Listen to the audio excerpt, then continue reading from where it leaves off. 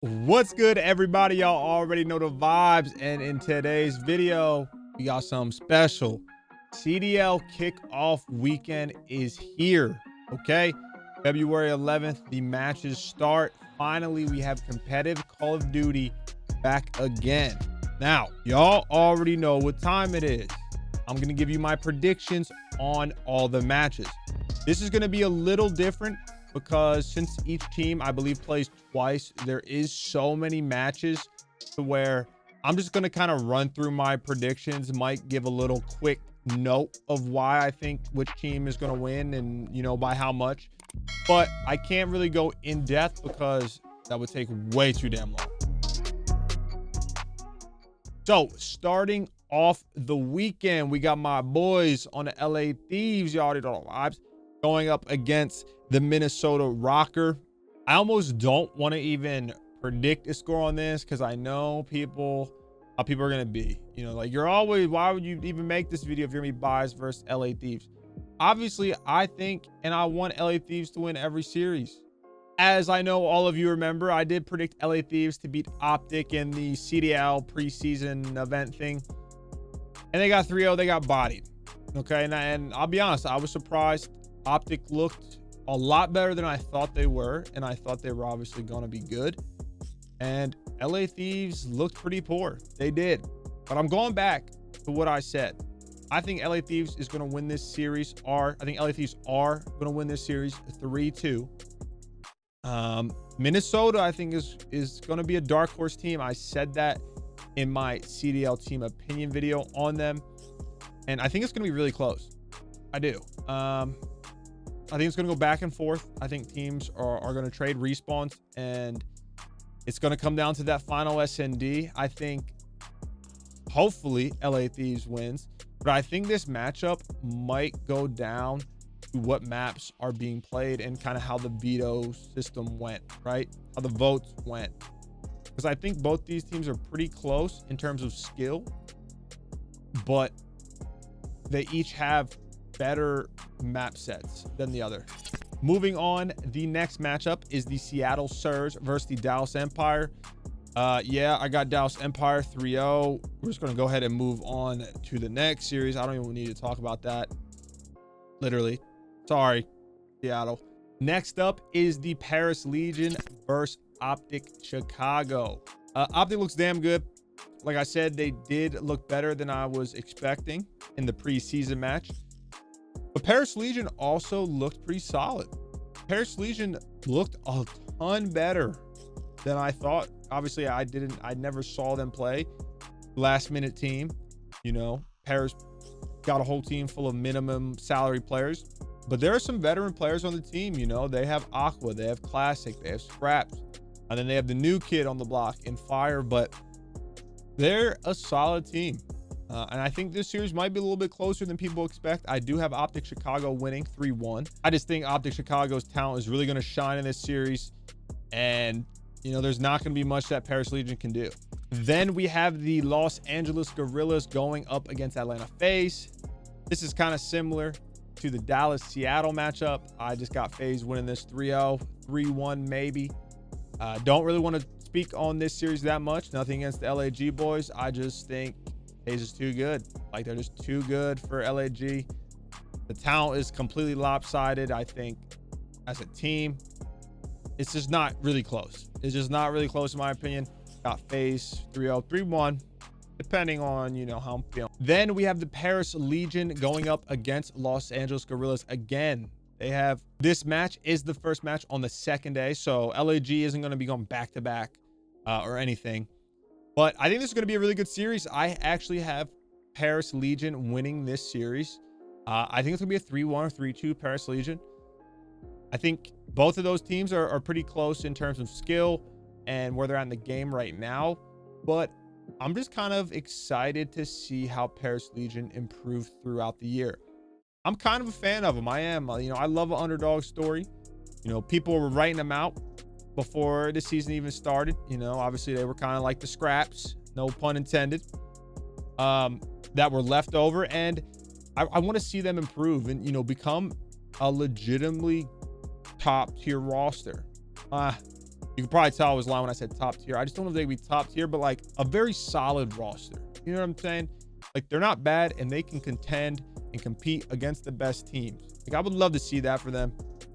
So I got them going 3-1, 3-2, depending on the map set. Then we have Toronto Ultra versus the Florida Mutineers. This is an interesting one. I have Florida Mutineers though, 3-1. Love the move by picking up Neptune, moving him to a starter position. Big Wake Awakening looks fucking really good in this game. Skies to skies. You really know what you're going to get out of him as a main AR. And then when it comes to Slack, I think he's a lot better in Cold War than he was in Modern Warfare. I think the 4v4 game suits him so much more. I mean, it suits damn near everyone so much more, right?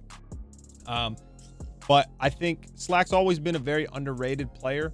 I just think when COD went to 5v5, it just didn't suit Slack at all. But going back to 44, I think he's actually going to show everyone that he is a very good player and he's massively underrated. So Toronto Ultra looked pretty solid. But I just think the Mutineers are the better team at the moment. Then we have the New York Subliners going up against my boys again, LA Thieves. Obviously I have LA Thieves winning, but I think this is a fair assessment. I mean, New York's kind of all over the place, right? They originally wanted Hydra. He's having visa issues. Picked up the homie Asim, who I love. I think Asim is a great player, very underrated as well. But then out of nowhere, Zuma had to step down because of a prior wrist injury that he had back when we were actually teammates on FAZE. And, you know, it sucked because it kind of came out of nowhere and New York had to go and pick up another player. They ended up picking up the amateur player Diamond Con. I believe he won Challengers Champs last year, whatever the name of it was called. So, I mean, I'm guessing he's a very solid player. I haven't seen much on him, but it just seems like there is no consistency in this New York Subliners roster right now, right? This is not the team that Clayster wanted or the New York Subliners staff and management wanted in the beginning of the year, you know, but they're doing all they can, you know, with everything that's happening in the world right now, especially with their team. They're doing all they can to still put out the best possible roster. And I do think this is a very solid roster. I just think when you compare them to every other team in the league, they're kind of behind when it comes to practice and, you know, being on the same page with one another, just because of all of these obstacles that they've kind of run into, right? So I do have LA Thieves winning. I got a 3-1. I do think LA Thieves is just the more talented team, and I'm hoping that they got their act together, really focused on their mistakes when they played Optic, because it was a very poor performance. Like I said, it was a poor showing, and it honestly just looked like they were playing as 4 individuals instead of one team. Next up, we have the Seattle Surge going up against the London Royal Ravens, guys. This is an interesting one because I believe the Ravens are playing with Parasite because Trey is having some issues with his visa, and, you know, obviously it's just a tough situation all around. Like I said, New York with Hydra, London with Trey. But it's interesting because I don't know how they're going to play. I don't know if they have a completely different play style now. So I'm going to go Seattle Surge on this one. I am. I want them to do well. I do. They just don't look that good of a team right now. And I'm worried about a couple things. You know, I'm worried about their subs on the team. I'm worried about, you know, just the consistency individually. None of them have looked that good in Cold War. You know, and I've asked around too. A lot of the pros even said that Looney might be the best player on their team. And not a shot at Dan, because I love Dan. I think he's one of the brightest Call of Duty players to ever do it. But you don't have Looney on your team to be the best player on your team, to be the superstar, especially when you're pairing him up with the likes of Octane and Gunless. Okay, that is not a good sign by any means. Okay, but I hope they get a win under their belt, get some confidence. This team, like I said early on when I talked about them, this team cannot start bad. If they start bad in this season, I think they're just going to implode from the inside out, and it's going to be bad news written all over it. And I don't want to see that. Okay, I want to see them be successful. I want to see all of them happy, you know what I'm saying, besides Sam. So I hope they do well. I think they're going to win this series 3-2. You know, kind of take a deep breath and get in rhythm. But I don't know. I'm interested to see, because maybe London is better with Parasite than they were with Trey. I don't know, because I haven't really watched London. I don't really know how good they are and how they play as a team. The next match, guys, is the Minnesota Rocker versus Dallas Empire. Dallas Empire versus the Dallas Empire. And as much as I want to be able to predict, like, oh, it's going to be a reverse sweep, you know, not even this series, but just in general, it's too early in the game. And I think the difference between the teams who kind of understand Cold War and are considered the best right now to the others is just too far apart for something like that to happen right now, in my opinion. Like, I think Dallas Empire is going to win this series. Would I be surprised if Rocker won 3-2? No, not at all. But just right now, from what I know, it's hard to pick the Rocker over him. It is. I do think it's going to be a very close series, though. I think Rocker is going to match up very well versus Dallas. I do, which is interesting because maybe you wouldn't think so. But I think it's going to be 3-2 Dallas. I think the game's going to be back and forth. Maybe 3-1, 3-2, but the game's going to be very close. Okay. Like, it's going to be a series that either team could have won, whatever the final outcome is. That is my take on it. And then moving on to the last and kind of not the only match, but the most exciting match of CDL kickoff weekend. That is Optic Chicago versus Atlanta FAZE. This is the match I'm most excited for, just because, you know, like I said, guys, I've watched as much as I possibly can of competitive Cold War, right? The pro teams playing, but it is very hard because most teams don't stream their scrims. And, you know, I can watch LA Thieves when they're playing teams, but I'm not going to sit down there and do that all day while they're practicing. That's Cap's job. That's not the kid's job. So, and I know Optic looked really good in the preseason matchup versus LA Thieves. I know FaZe lost 3-2, but it was a very close series. And, you know, obviously Mutineers is a top team as well, in my opinion, right now. And Optic fans are going to be confused because I kind of think that they're going to win this series. And they're like, what? You're actually showing love to Optic? You're not roasting them? And the reason why I think Optic's going to win, because the teams are very close when it comes to terms of skill, right? Or in terms of skill, they're very close.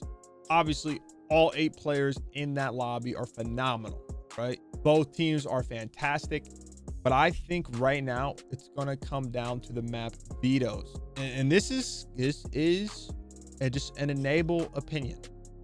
Okay, from the little that I've seen, I'm interested to see how the vetoes go, because even though I think both teams are great, I think they really stand out on specific maps when it comes down to the hard point, the control, and the S&D, right? As most teams do. Yeah, I'm going to go with Optic 3-2. Do think it's going to be very close. And at the end of the day, I think the real winners here are just all the fans and all the people that are able to watch, because we finally are going to have competitive COD back. While this does mark the start of the regular season, there's going to be a long way to go. So I'm just excited to kind of take in everything, see how individuals play, see how the teams play, and, you know, adjust my rankings and my opinions on teams and players from there, because this is the start of it. As always, guys, you know what a fucking vibes is, baby. Until my next video, stay safe. I'm gonna see y'all when I see y'all. The kid is out.